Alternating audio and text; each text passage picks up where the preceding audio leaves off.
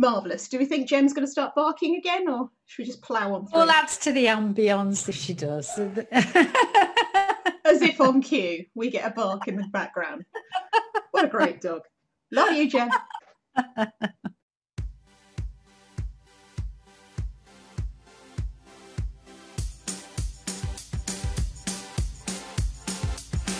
This is Trainer Talk, the podcast, brought to you by Sharon Gaskin of the Trainers Training Company and me, Jeanette Tessier of the Get That Gang. In our weekly show, we cover news and views from our businesses along with a top-of-mind topic. Of course, it wouldn't be Trainer Talk, the podcast, without the Dog Walking Digest, and every now and again we invite a guest along to share their experience and expertise. After 90 episodes of just audio, we're now on YouTube as well. So feel free to catch up there. Just search for the Trainers Training Company or the Get That Gang, or download us on audio only through your favourite podcast streamer. So why not sit back with a cuppa, make that journey or chore go a little bit quicker with our weekly inspiration for developing your training business.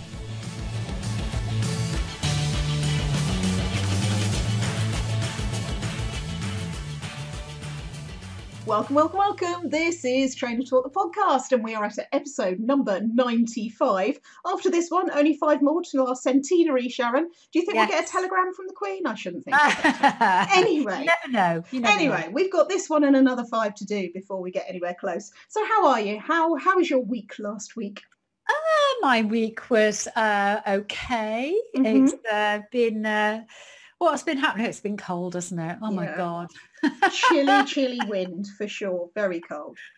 Absolutely freezing cold. This weekend was unbelievable. Mm-hmm.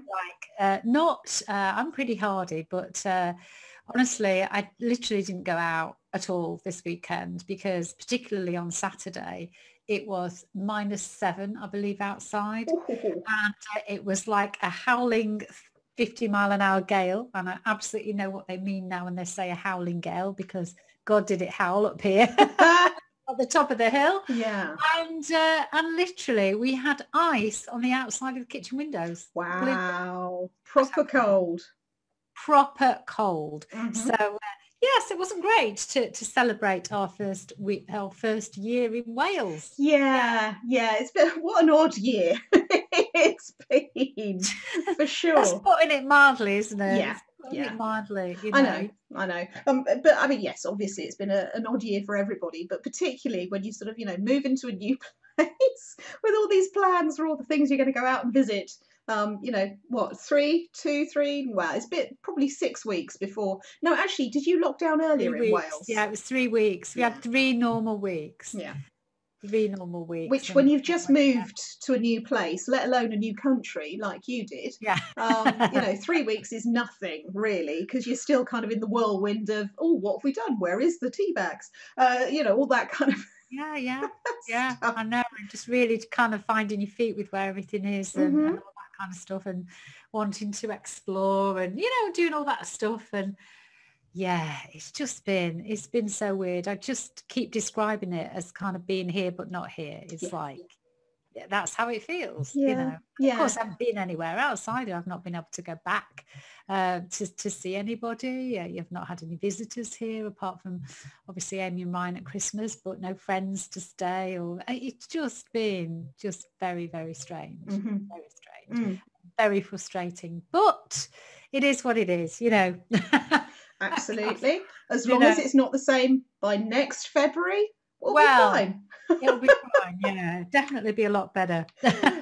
So apart from it being your anniversary of moving to the land of daffodils, what else has happened last week? What else has happened? Well, it's been the Australian Open. I have managed to see some of it this week. Well done. Not a huge amount, but managed to tune into one of Rafa's matches. I think I didn't see the one today because it was in the middle of the night, so I didn't see that one. But very weird, because it started off with crowds there, which I didn't agree with because I thought they were absolutely bonkers. But it started off with crowds there, and they had this most bizarre situation where they found another case in Melbourne, so they literally had to lock the whole city down for another 5 days. But it came into force at like 12 o'clock on the stroke of midnight. So right in the middle of one of the matches, they basically said, "Oh, right, everyone, just get out the stadium." Oh, my goodness. It's a bizarre thing. That's really weird. Yeah, so they've gone from having crowds, and it feeling like sort of relatively normal to everybody going out and the players restarting the match to a completely empty stadium. How odd. That's I mean, did they not? I know they do it quickly, right? So they found in New Zealand, in Auckland, they found a family of 3 have just been diagnosed with COVID. So they've shut the whole of Auckland down for 3 days, and they did that really, really quickly. I get that they've done it very quickly over there, but surely they knew before the match started that this lockdown was coming into effect. I don't know. Who knows? But it's just really, really weird, just having everything just literally and everybody having to leave. Very odd. And then I was literally watching Rafa's match. It was Saturday morning I was watching it, and it was the most bizarre thing, just like total silence, pretty much. Yeah. Well, it must be weird for the players as well. I mean, particularly the top flight ones who are used to having big crowds. And, I mean, they say, don't they, that the crowd has got to be worth an extra point per game for somebody, when the crowd is really behind them. So, yeah, that must be very bizarre. It's just very bizarre indeed. But no, so I managed to see a little bit of that, and most annoyed because Djokovic did his normal thing about having an injury and claiming, come back from the day. Ryan sent me a message going, various expletives, Djokovic, and apparently he said, I don't think I'm even going to play the next round. I've heard that before. It's like, exactly. whatever. It's so annoying. I know. I mean, I get that there is a level of sort of, this kind of, they call it gamesmanship, don't they?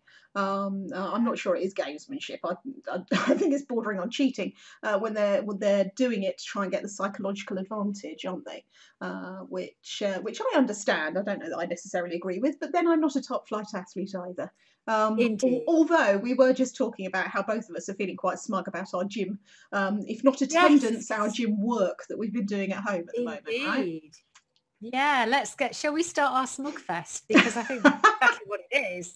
What we're going to It's true, and we'll do we apologise in advance? I don't know that we do. We are feeling quite smug about the amount of gym work that we've both been doing at home, whilst our respective gyms have been closed. And really, I'm really quite proud of myself for keeping it going. And January wasn't good. I mean, I did a few bits, but not much. But this month, I've really kind of knuckled down and told myself, no, you must do at least 3 times a week. And I've ended up doing sort of 4 really a week, and proper full-on sessions.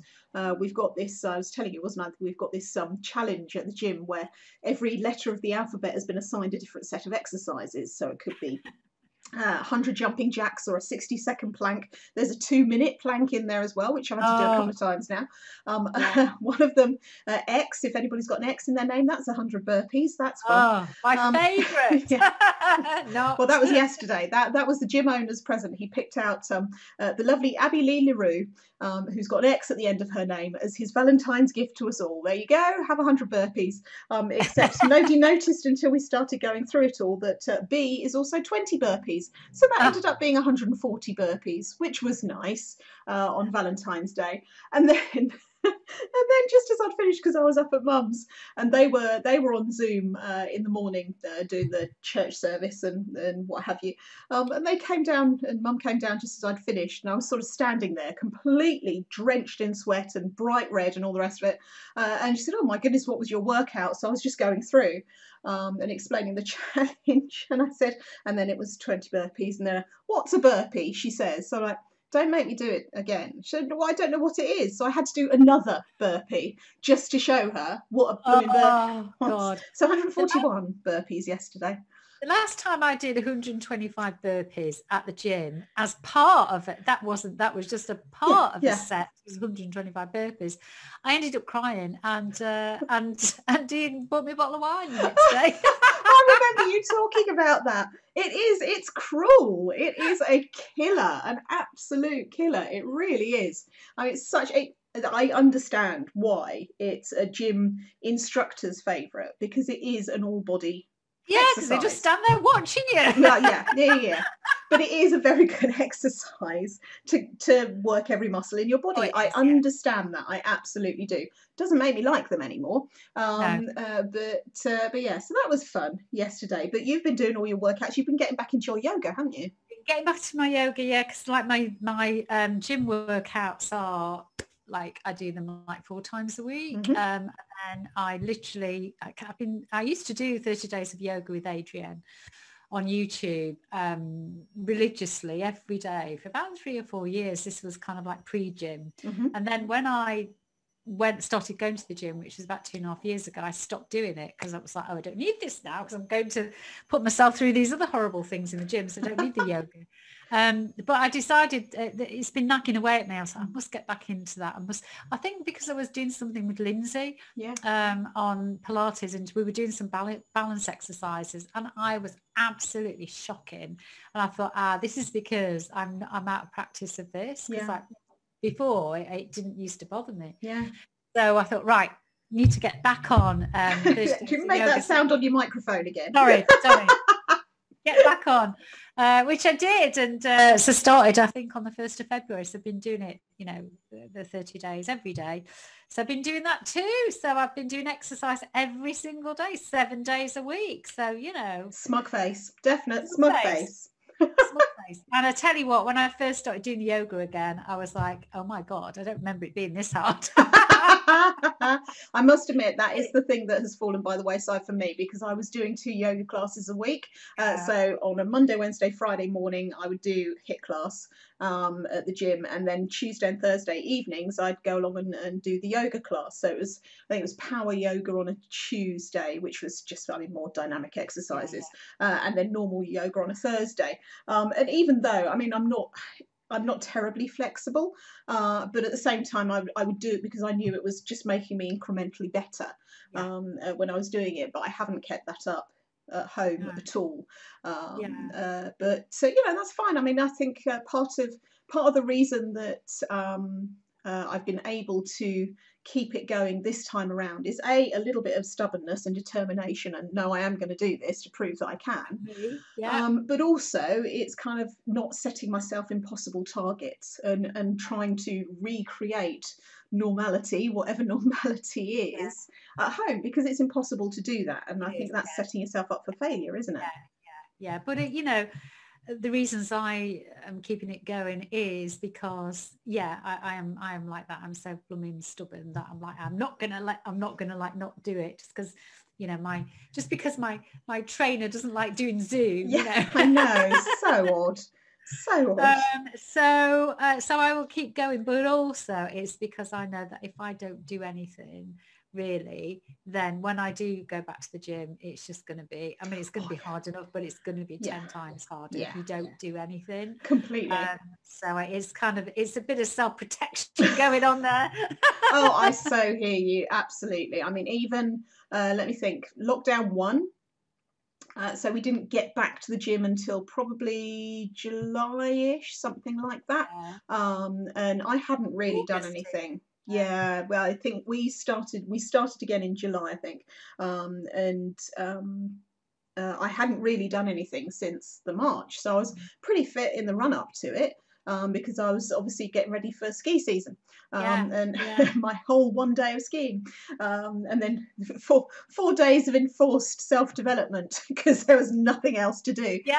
But until we got our flight home. But I didn't really keep up any proper gym work. Sporadically here and there doing something, but really nothing proper, until we went back to the gym in July, and oh my goodness, did the DOMS set in particularly after the first boot camp. Really achy, and it took me probably, I would say, a good sort of 4 or 5 weeks to get back to a standard where I wasn't feeling like I was just sort of dragging a sack of potatoes around, because that hurt, that really hurt. And I remember thinking then, okay, I can't let this happen again. If we get locked down again, I have to keep going and do something. But of course, the second lockdown 2, when they closed the gym, that was when I twisted my ankle. So I'm just going easy on myself. So anything is better than nothing, I think, is the message. I managed to keep it going throughout all of the lockdowns, but what I know, when I went back to the gym, which was the end of August, it was hard. It was even though I'd been doing stuff at home, it's still not quite the same, because you're not in, you're not on the rowing machine, you're not on the, the dreaded ski machine, you're not on whatever, and it's just not quite the same. And so when you do go, and the weights, I think I didn't have any weights at home then at all.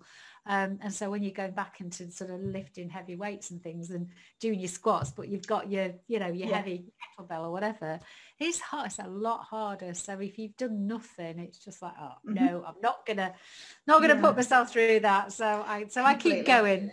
Keep going. Yeah, definitely. It is. It's certainly an exercise in willpower and resilience, isn't it? And particularly when, you've got Lindsay, isn't it? Who's your old gym instructor. My old gym trainer. Who you can do classes with and what have you. So to a certain extent, you've got somebody that won't let you slack off in that. But I think, for me, it's more keeping myself in check, because there's nobody watching me. I could attend the online classes if the times were convenient, which they're not. I'm not getting up that early in the morning for anybody. But to sort of, get halfway through the set of exercises and just think, oh God, I wish I could stop now. And there's nothing to stop me stopping. I could still go into the Facebook group and go, oh yeah, I've done that exercise for today, and be lying about it, and nobody would know. So there is an element of sort of, willpower and stubbornness and resilience to it, and no, I'm going to keep on going, and I'm going to feel so much better, knowing that I have definitely done everything that's on the list to do. So I think we are allowed to have smug faces about this. Yes, nothing wrong with that at all. Smuggle around. Absolutely. I think the other exciting thing last week was kicking off the delivery phase of the Complete Trainer, right? Indeed, that was very exciting. So we finished with the marketing module and we started the delivery one, didn't we? We did. So, yes, indeed. Good session on Friday, by the looks of it. It was one of those things, because obviously it's a month-long module talking about delivery, and we are talking in the main about online delivery rather than face-to-face delivery, because we're kind of taking it as read that people who are trainers have some experience of being a trainer in a traditional sort of classroom type setting, so standing in front of people, but it's the online stuff that people have less experience at, even if they sort of did a virtual live delivery for the first time during COVID and all the rest of it. That's still relatively inexperienced compared to what they could have done.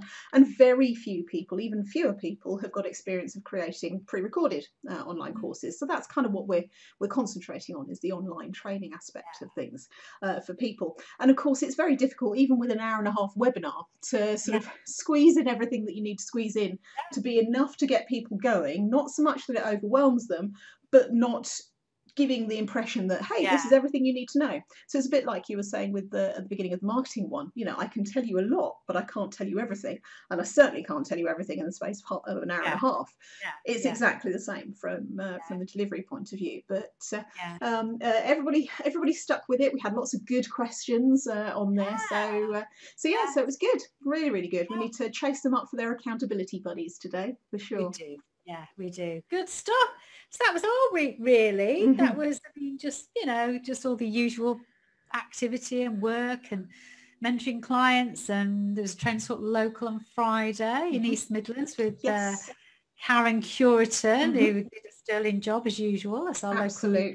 So that was brilliant. And I've still been on week 2 of the Fearless Living program with Michael Neal, and of course, and then something came into my inbox, and then he's like, oh yeah, I'm doing this new program in like whatever it is, like April. I was like, oh yeah, I love that one, thank you. Press pay before you even know what it is. Yep. Yeah, but the thing is because I told you, because he sent me that email before Christmas saying that I can get 30% off now because I'm one of his top 100 or whatever I am. So it's like brilliant. Why wouldn't you when you're getting all that money off? Absolutely. It's like, and when you have faith in him as a trainer, which is effectively what he's doing for you, then absolutely, it becomes a no-brainer for you, doesn't it? Well, it's kind of the stuff that he does. It's sort of like it's like a philosophy of life and a kind of philosophy of thinking. And it's kind of like, it's like the stuff, it's like a drip feed approach, you know. So the more you do, the more it just becomes cemented into your everyday thinking.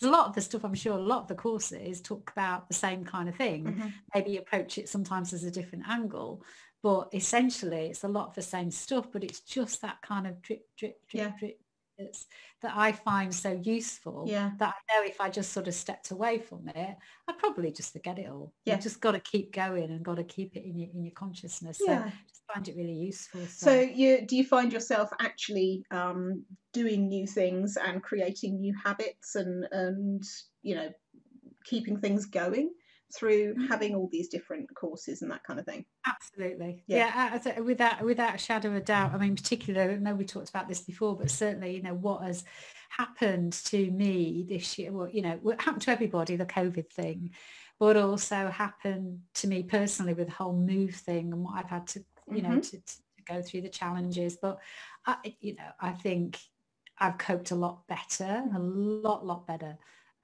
through, you know, learning this stuff and having all this stuff and practicing this stuff every day. And this stuff I'm doing like with Robert Holden and his wife with the Course in Miracles thing. Oh my God, you know, a lot of it is like, I don't even understand it. But apparently that's okay. Again, you just let it wash over you. Just do the lesson every day. You listen to it.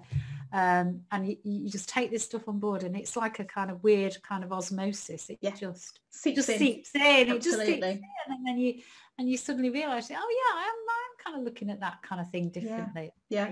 Maybe wouldn't have done before, and it's a weird sort of thing. So it's great. I've just got so woo woo this year. Haven't I? You really have. You really have. But I mean, you know, that's part of what makes our brains so brilliant, is the fact that, you know, we absorb so much more information into our brain that we are consciously aware of.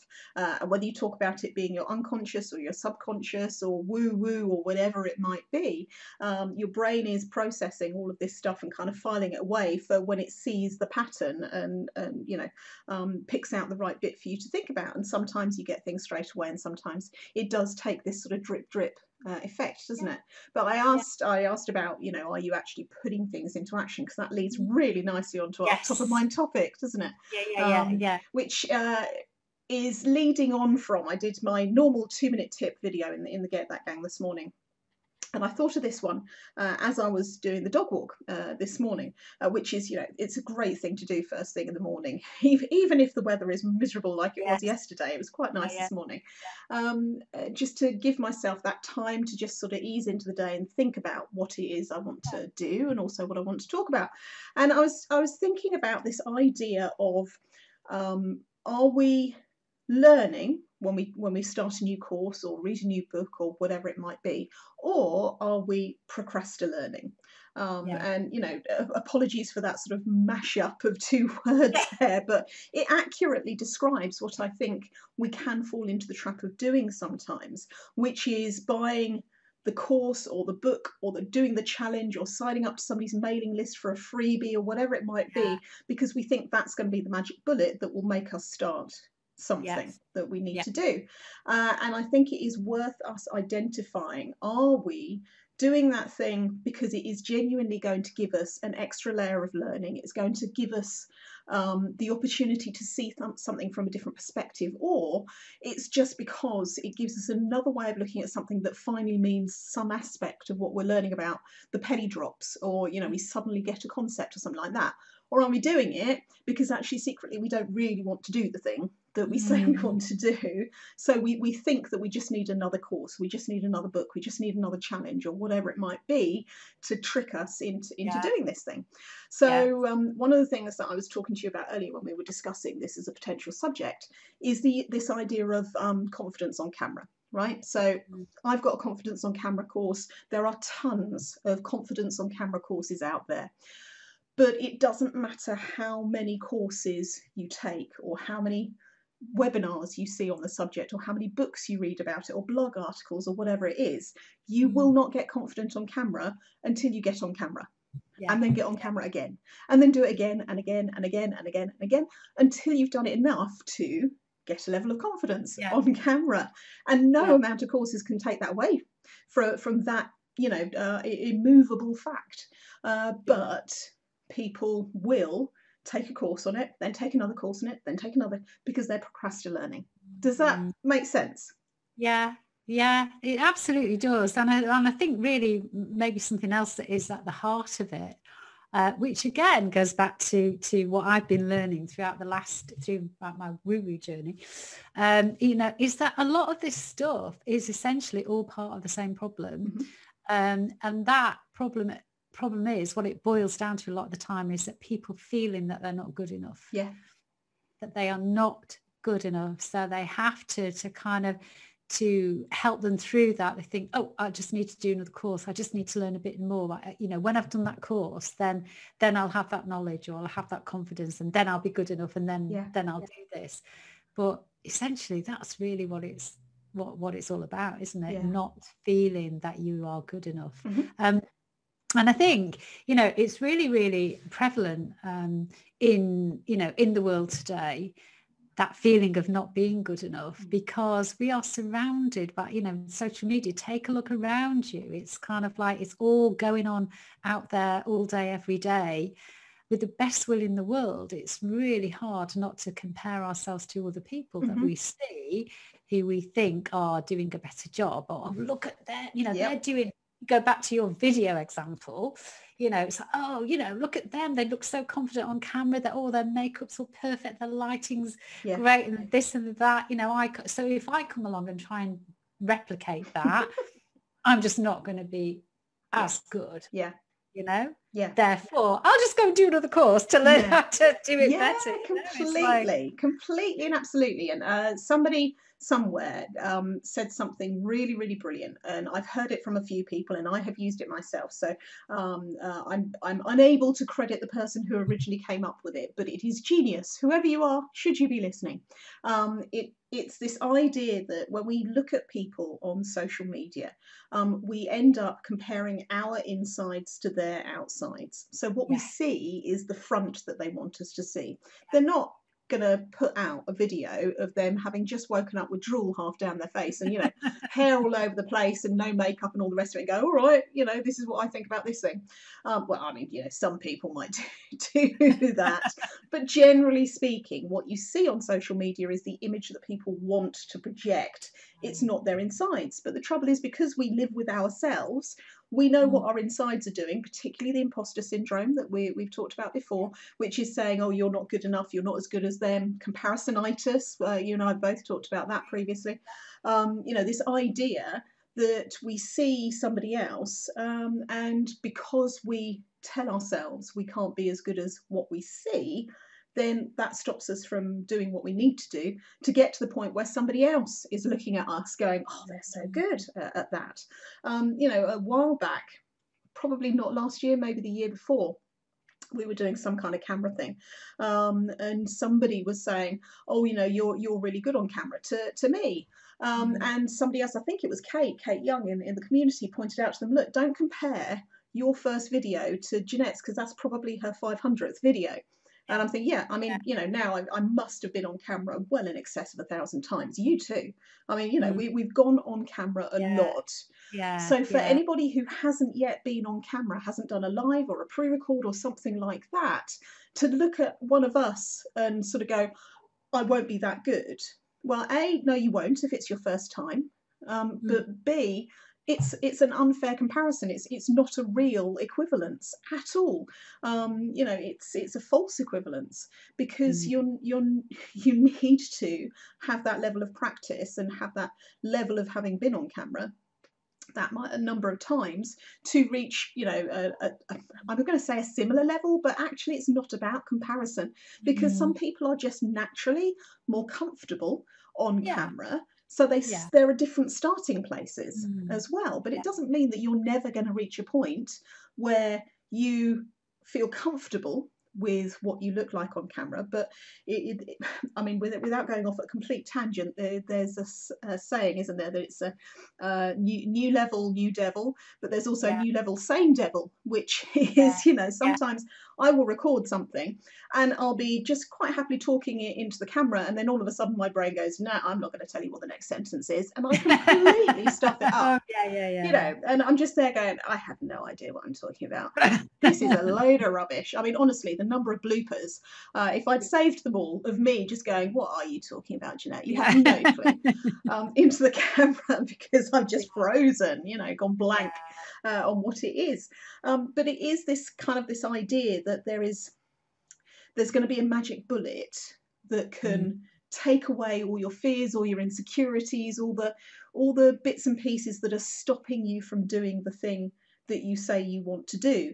And for me, I think it kind of comes down to just being honest with yourself, and before you click the pay button, is saying, am I going to increase my knowledge with this thing, or am I just putting off something that actually I don't want to do? And if it's putting off something that you don't want to do, you kind of need to examine that in more detail. It's the old, you know, feel the fear and do it anyway thing, isn't it?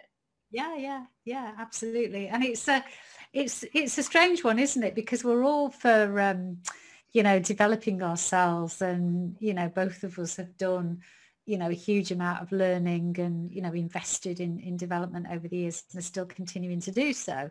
So we wouldn't ever advocate that people don't do that, because that is the key to, you know, personal growth and business growth and all that kind of stuff, to be constantly learning. But yeah, I think that's the good point about just before you just be really honest about what is it that, why are you doing it? You know, what do you want to get from this? And as you say, if it's just because you're hoping to just overcome that feeling of not being good enough, and you feel that I can't possibly do. It's like when people go, oh, I can't go and talk to somebody about what I do because I haven't got a website. Like, well, or I can't, you know, I can't possibly pick up the phone and talk to a potential client because, you know, because, you know, my LinkedIn profile's not done, or whatever. It doesn't, and that becomes that's basically an excuse, isn't it? And an excuse for doing the thing that we don't really want to do, which is picking up the phone and talking about that kind of salesy type thing. You know, it's completely and absolutely, and this is why both of us will say so many times, done is better than perfect, because you have to trick yourself out of this feeling that the next thing to get done is going to make everything all right.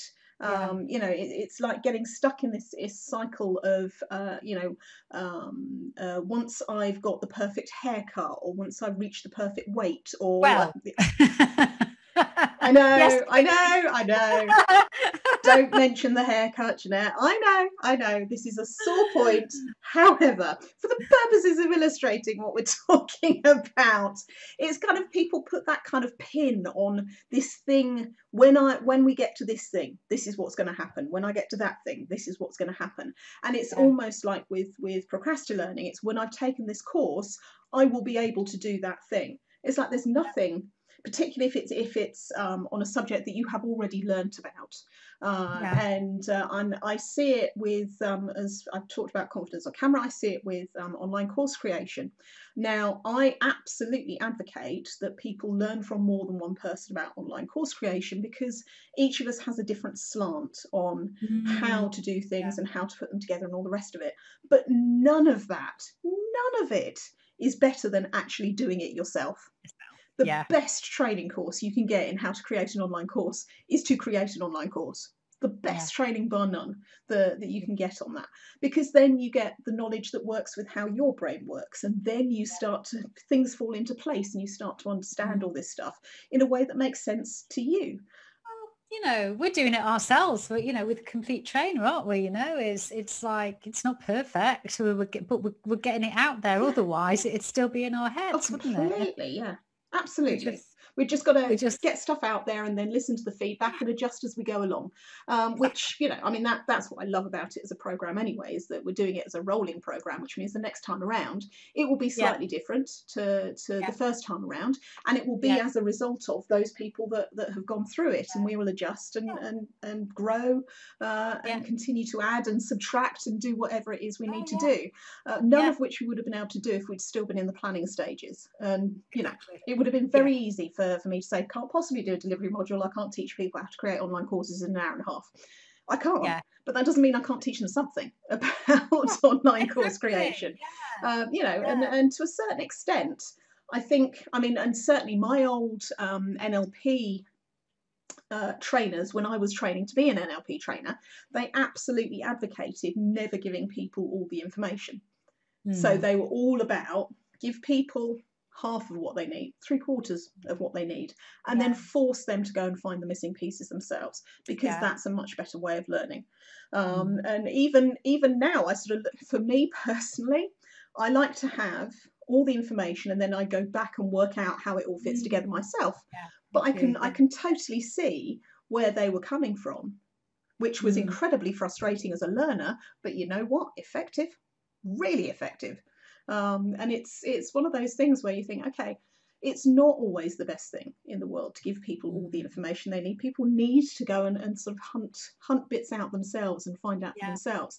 And that's kind of the point again about, you know, there's no course that is going to be the magic bullet for you. There is no substitute for actually doing the thing yourself and learning about it as you in the process of creation. You learn so much more than sitting and listening or reading something that somebody else has talked about. I think it's all these different stages, isn't it? There's the first stage of taking the course or reading the book or the blog or the webinar or whatever it is, which is sparking your imagination for the possibility of what could be.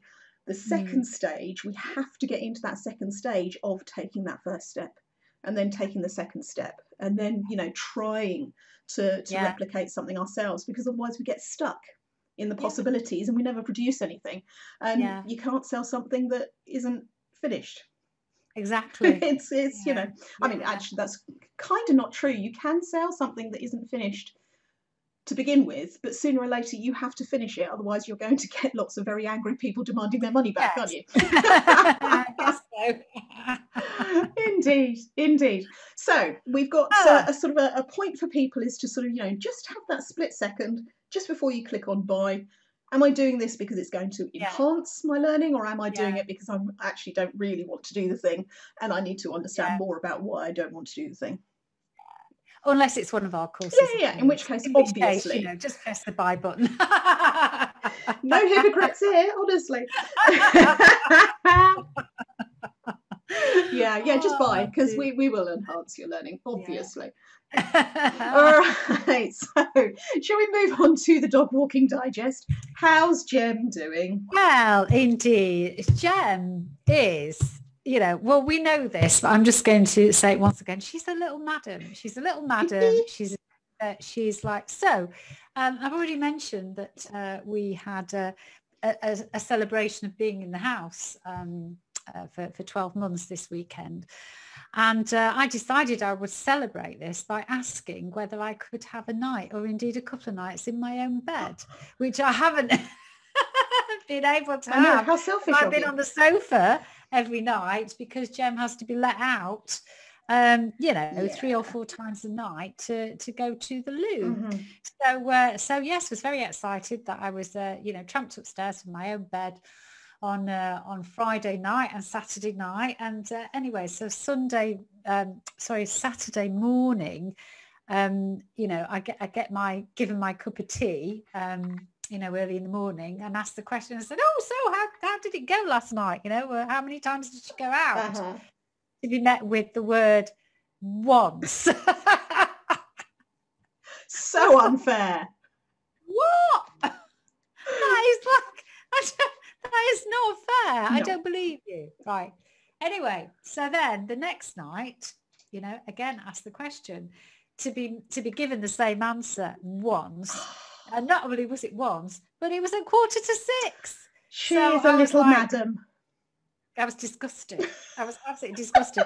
So because, clearly, suffering hadn't been as bad as I have to go and through. that's unfair, right? It's unfair. Yeah. Love you, darling, but you need to suffer as much as I do. Absolutely.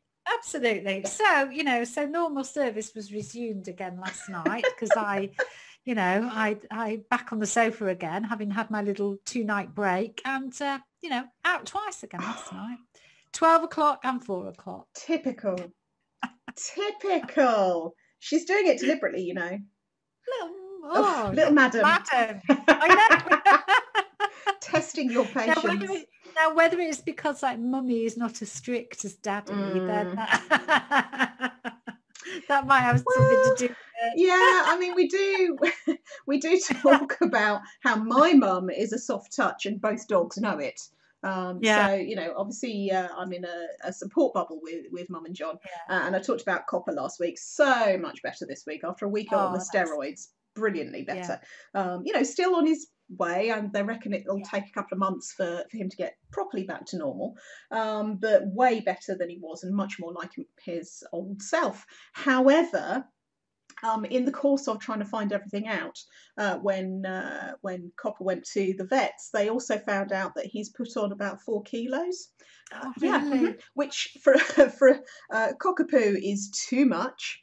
And Mum is absolutely in denial about, but I don't know how he's put all this weight on. It's because you keep blooming feeding him. That's how. I mean, he gets a Kong full of treats I have to put him to bed with that. No, you don't. And when I take Scamp up there, Scamp just has to look at her and she goes, give you a treat like this. And it's like, why? He hasn't done anything. Well, I can't give Copper a treat and not give Scamp a treat. Yeah. Yes, you can. It's quite easy. You just give one to your dog and you leave my dog alone. But she uses it as the excuse that it's, it's grandma. He's my grand dog. I'm allowed to spoil him. You can sort him out during the week and I'll spoil him at weekends. Yeah, brilliant. Thanks, Mum. I get told off at the vets then for him being overweight. But because Copper is overweight, and John and I were laughing about this yesterday, the first thing that Mum says to me when I arrive is, right, no treats for either of them. They're not having any treats because, he's overweight and we're being very strict. No treats, no treats, no. Within the space of half an hour, he'd had a treat. And, and we were laughing at lunchtime yesterday because we'd had Sunday roast and that was very lovely and all the rest of it. And she'd say, no, nothing for the dogs. So normally she'd give them a little bit of meat that's left over, that kind of thing, which is protein. That's fine. There's nothing wrong with that. No, nothing. No. Oh, well, yeah. Okay, Copper, you can lick the plate. It's only gravy. And I'm saying, yeah, but it's not only gravy. It's got all the meat fat in there. It's got some butter in there because you've had corn on. I didn't put butter in my gravy. No, but it was on the plate where you had your corn on the cob with butter on the top. So there is butter in there. Plus all the other stuff. And you sit there and say, oh, no treats. I don't know how he's putting weight on. That's how he's putting weight on. So John said, to be fair, love, you do tend to break your own rules. I do not. She's going like this. I said, really? The first thing you said to me when we came in the house was no treats for either dog, and my dog had got one from you in the space of half an hour. And she said, oh, well, that doesn't count. Really? Okay. So hilarious. Goodness knows how Copper is going to lose weight. I think they're going to have to get some proper diet food for him, because I mean, all joking aside, 4 kilos is a lot, and he's not, even though he has spaniel obviously in him, the cocker part, he's not like a normal spaniel. He doesn't run around everywhere. He doesn't sort of sniff all over the place. He's just not that into it.